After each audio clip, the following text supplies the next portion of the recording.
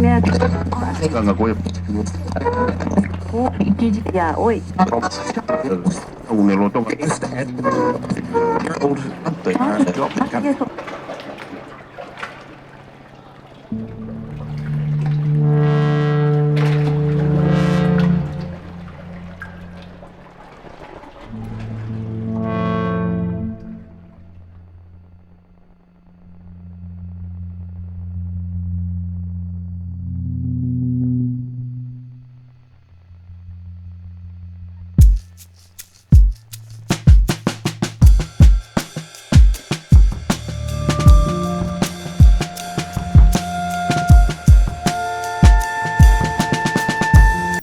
Breaking news చూస్తున్నాం. ఆదిలాబాద్ జిల్లా బైన్సా మండలం కుంబి శివార్లో చిరుతపులి సంచారం కలకలం రేపుతుంది. కుంబి గ్రామ శివార్లోని వ్యవసాయ చేనులో ఓ దూడను చిరుత దాడి చేసి చంపేసింది.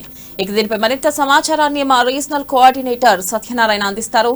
సత్యనారాయణ, చెప్పండి, చిరుత ఆనవాళ్లు ఏమైనా గుర్తించారా? ప్రధానంగా చిరుత ఎక్కడ ఉంది, అలాంటివి ఏమైనా తెలిసినాయా? దీనిపై బాధితులు ఏమంటున్నారు? మీ దగ్గర ఉన్న అప్డేట్స్ ఏంటి సత్యనారాయణ? థ్యాంక్ యూ వెన్నెల. అయితే ఈ నిన్న జరిగినటువంటి ఒక ఘటన ఏదైతే ఉందో రాత్రి, అయితే చిరుత సంచారం అనేటటువంటిది నిర్మల్ జిల్లా భైంసాలో పెద్ద కలకలం సృష్టిస్తోంది.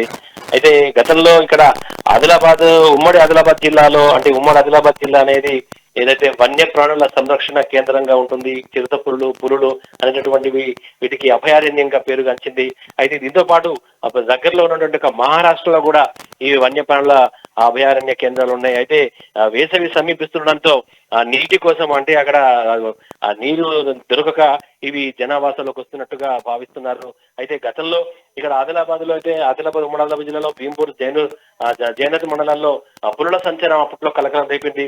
ప్రజెంట్ ఇప్పుడు ఈ నిర్మల్ జిల్లా భైంసాలో ఈ చిరుత సంచారం అనేటటువంటిది అక్కడ జిల్లా ప్రజల్లో ఒక భయాందోళన కలిగిస్తోంది.